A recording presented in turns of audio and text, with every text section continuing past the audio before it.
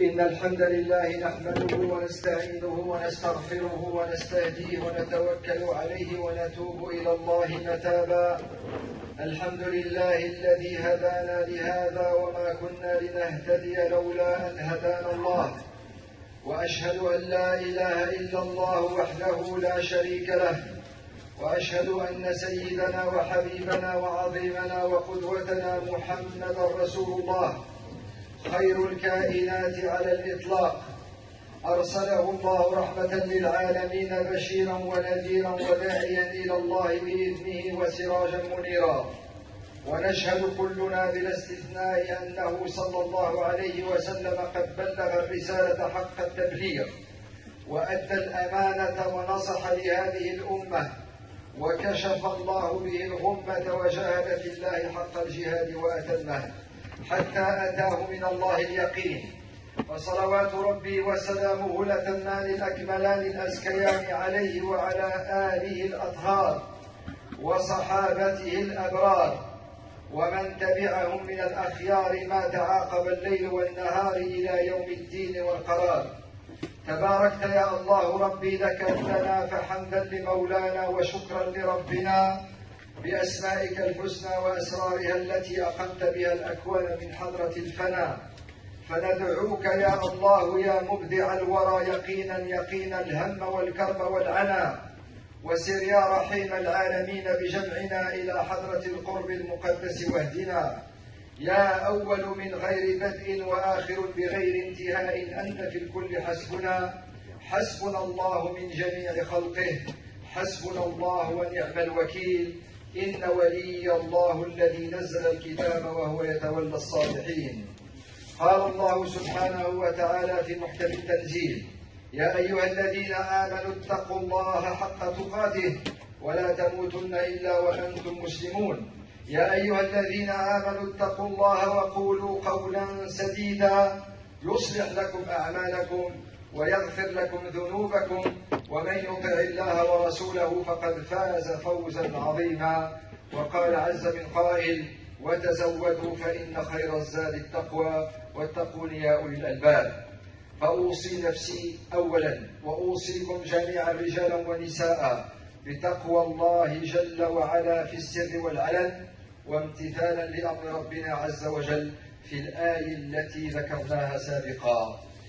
ثم أما بعد أيها المسلمون، يقول الله تبارك وتعالى في القرآن الكريم في سورة النساء في الآية 58 منها بعد أعوذ بالله من الشيطان الرجيم: إن الله يأمركم أن تؤدوا الأمانات إلى أهلها وإذا حكمتم بين الناس أن تحكموا بالعدل إن الله نعم ما يعظكم به إن الله كان سميعا بصيرا.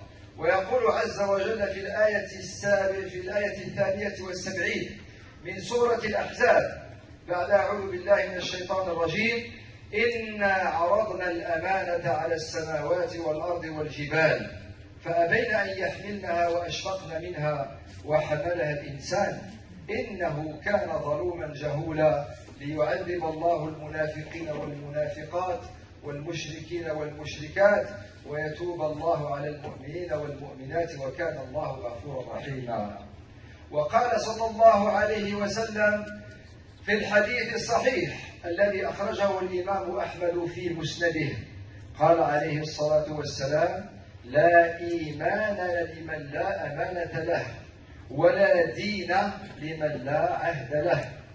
وقال النبي صلى الله عليه وسلم في حديث آخر: المسلم من سلم المسلمون من لسانه ويده، والمؤمن من استودع المؤمنون ودائهم أموالهم وأنفسهم ودائع عندهم بأمن وأمان، أو كما قال صلى الله عليه وسلم. Mes frères, mes sœurs, dans le prêche extrêmement court d'aujourd'hui, exceptionnellement, pour des raisons qui sont personnelles, je vais juste vous rappeler un sujet capital dans notre religion, c'est la amana. Tout le monde connaît le mot amana, il n'y a pas de traduction française qui puisse tenir en un mot, impossible. La amana, et ça veut dire la loyauté, ça veut dire la confiance, ça veut dire être digne de confiance, ça veut dire être honnête, propre, intègre, restituer les dépôts, C'est un champ lexical. C'est un champ lexical immense en français. Ce sont plusieurs principes, plusieurs valeurs. Mais en islam, la amana, c'est quelque chose qui est capital, c'est la colonne vertébrale du musulman. S'il n'y a pas cette amana, rien ne tient. La preuve, Allah Azza wa Jal, dans les versets que je viens de citer, verset 72 de la sourate Les Coalisés, l'Ahzab, et verset 58 de la sourate Les Femmes. Et deux hadiths du prophète Mohammed sallallahu alayhi wa sallam authentiques, un dans le Musnad de Ahmed et l'autre dans le Bukhari ou Muslim.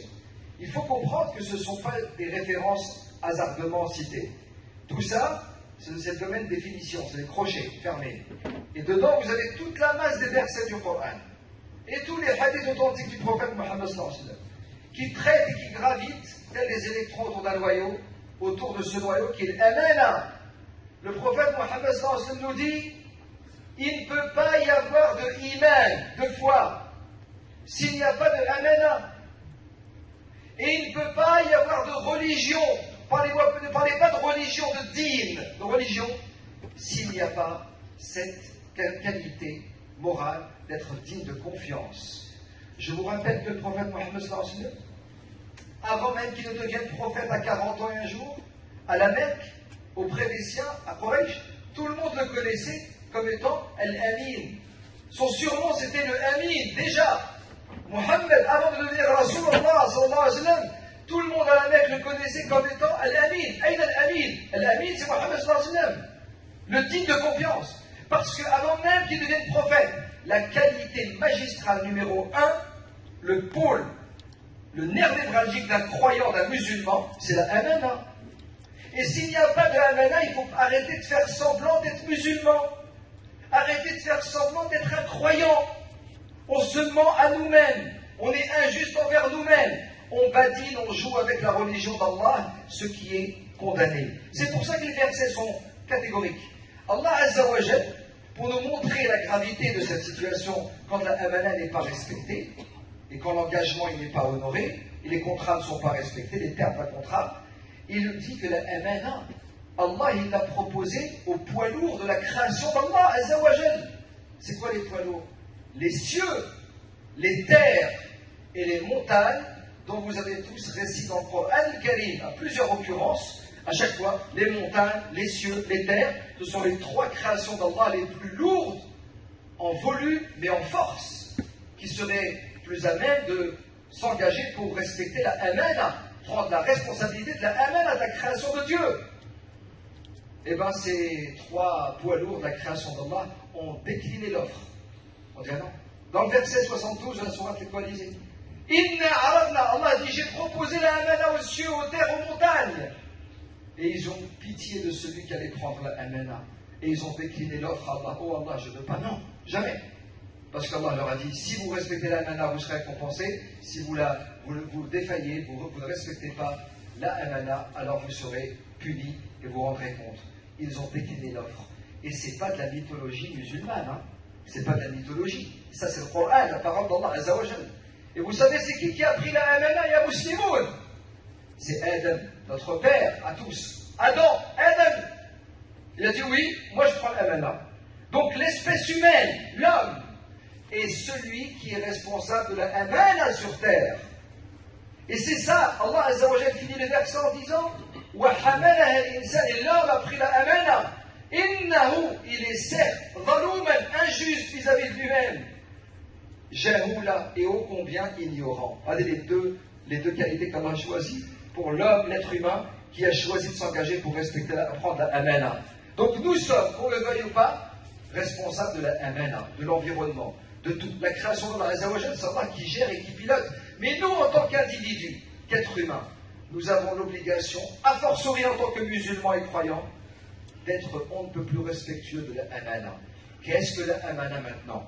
On pourrait y passer des heures, mais la amana, quand on sait que la religion, il n'y a pas de religion, il n'y a pas de dîme, et il n'y a pas de foi sans amana. Ça veut dire que dans ma vie, j'ai une ligne directrice, j'ai un chemin. C'est en plus que les principes et les valeurs, hein, c'est plus important que ça. C'est que ce qui est haqq, la vérité, je le suis. Ce qui est mon haqq, qui me revient, je le prends. Ce qui n'est pas de mon haqq, je ne touche pas. Je vois la vérité, je valide. Je vois une calomnie, un mensonge, je condamne. Si ça, c'est pas respecté au plus profond de chacune de nos cellules, dans chaque noyau de chacune de nos cellules, alors on fait semblant d'être musulman. Et c'est la raison pour laquelle la sincérité avec Allah Azzawajal et la foi et la religion et la spiritualité, tous les musulmans ont des problèmes, chacun a des problèmes personnels dans sa vie. Mais ça n'empêche pas de prier, de vivre sa foi. Et qu'est-ce qui te permet de sortir par le haut quand tu te sens au fond du gouffre? C'est de rester cramponné à la corde de la amana. La amana, jamais je ne tergiverserai, jamais je ne changerai d'un iota mon cap. C'est droit pour Allah, oui. Il y a anguille sous roche, assalamu alaikum. Les hadiths du prophète sallallahu alayhi wa sallam fusent pour nous éclairer sur le sujet de la amana. Toute notre religion, l'islam, c'est une religion de amana.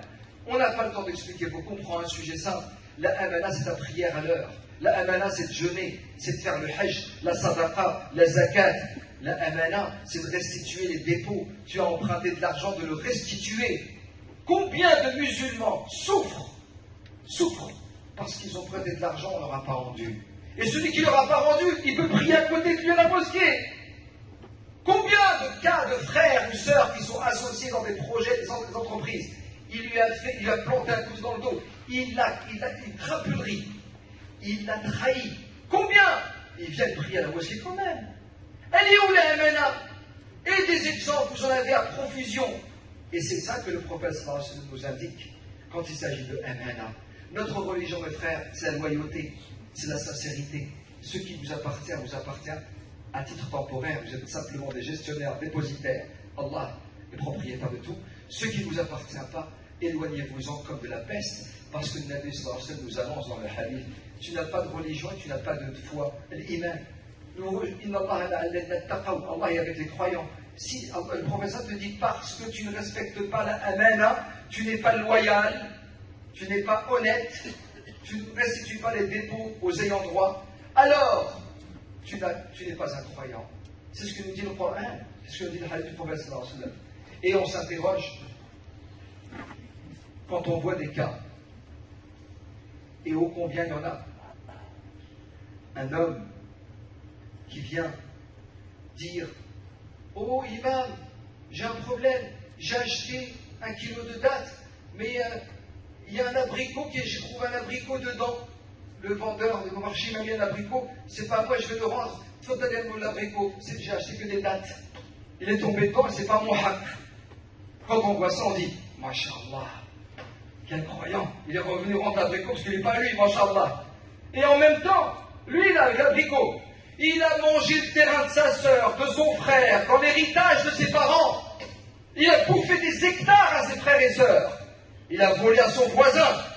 Et il vient me parler d'un abricot. Vous voyez un peu notre amana. Quand la amana disparaît, il n'y a pas de dîme, il n'y a pas de haine. Parce que c'est ça qui fait la différence.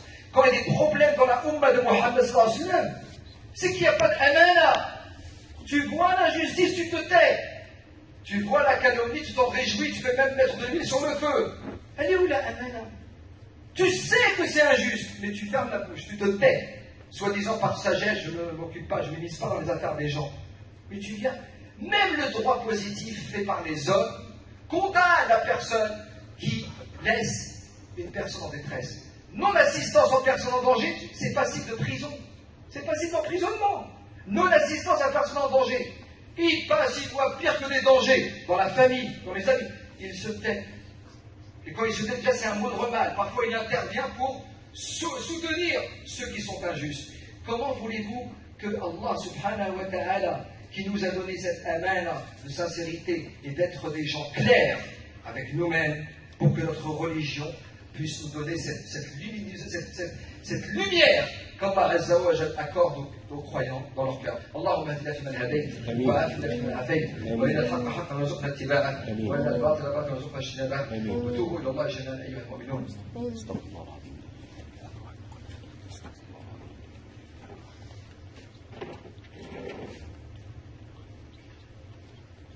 الحمد الحمد لله رب العالمين والعاقبة للمتقين ولا عدوان إلا على الظالمين، وأشهد أن لا إله إلا الله ولي الصالحين، وأشهد أن سيدنا محمدا عبده ورسوله وصفيه من خلقه وحبيبه، هو الحبيب المجتبى والنبي المقتفى والرسول المصطفى. اللهم صل وسلم وبارك عليه في الأولين وفي الآخرين وفي الملأ الأعلى إلى يوم الدين. ثم أما بعد عباد الله، ولذلك إخواني أخواتي على المسلم أن يعي هذه الأمور، وأن لا يتلاعب بدينه ولا في دينه، أن يكون صادقا، وأن يكون كذلك مراقبا، يراقب الله عز وجل، لا يراقب الناس، يستخفون من الناس ولا يستخفون من الله وهو معهم. ولهذا الإنسان عليه أن يكون مسلما ذا أمانة، يحترم الأمانة. هذه الأمانة إخواني نضيعها فيضيع الله لنا الطريق. فالله عز وجل قد يشتت شملك ويشتت مالك إذا كنت تضيع الأمانة. فالأمانة جاء ذكرها في القرآن الكريم وفي سنة سيد المرسلين صلى الله عليه وسلم كقطب لهذا الدين. في الصلاة عندما تؤدي الصلاة في وقتها وعقيدتك صحيحة سالمة سليمة، فأنت في الأمانة تؤدي الأمانة. الدين نصيحة والدين أمانة. فمن ضيع الأمانة عليه أن يخشى على نفسه. فنحذر إخواني، نحذر أن نكون من أصحاب الورع الكاذب كما قلت قبل قليل. كان سيدنا عمر بن الخطاب رضي الله عنه رأى رجلا اشترى تمرا يمشي في الطريق فسقط التمرة، فكان أحد الصحابة وراءه يمشي فأخذ التمرة التي سقطت على الأرض. هذا مثال آخر، وأنا أمثلة في الوقت الراهن. فنظر يمينا وشمالا، وكان عمر بن الخطاب متكئا تحت شجرة فلم يره، فنظر يمينا يسارا، وريثما كان يأخذ التمرة ليأكلها نظر إلى عمر الخطاب فقال: يا صاحب التمر، هذه التمرة سقطت. فذهب إليه عمر بالضرة وعاقبه عمر وسماه، قال: يا صاحب الورع الكاذب، يا صاحب الورع الكاذب. هذا الورع الكاذب. وانا مثال حتى عصر مع المشمش والتمر الذي حكيته لكم، قصه حقيقيه قبل اسابيع. ولهذا اخواني نحن في هذا الدين ضيعنا الامانه فضيع الله هذا الطريق. نسال الله عز وجل ان يلهمنا ما رشد ونقول امين.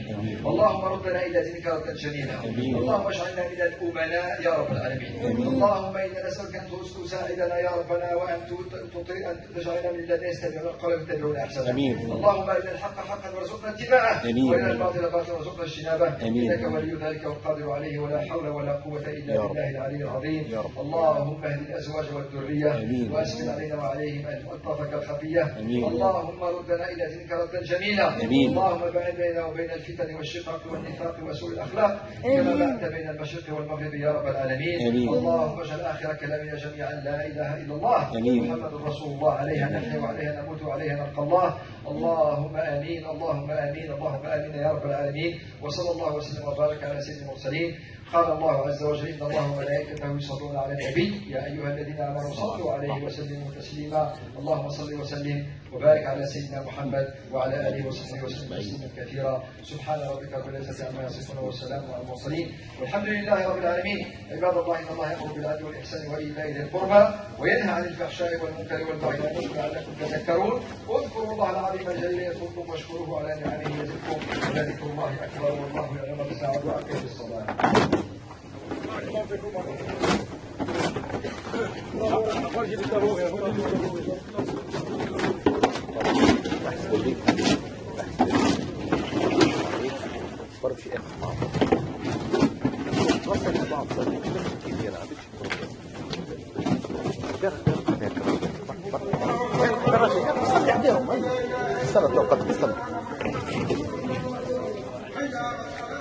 ممكن تصلي بصفاتك؟ خالفوا اليهود والنصارى وصلوا بأحدهم.